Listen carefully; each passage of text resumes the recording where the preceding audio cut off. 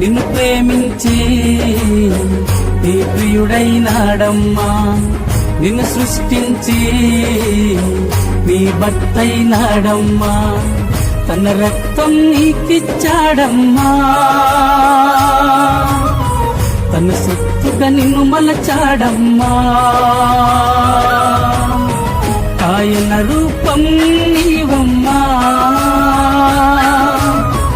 ఆయన ప్రాణం నీవమ్మా. ఆయన ప్రేమే నీవమ్మా. ఆయన బలమే నీవమ్మా.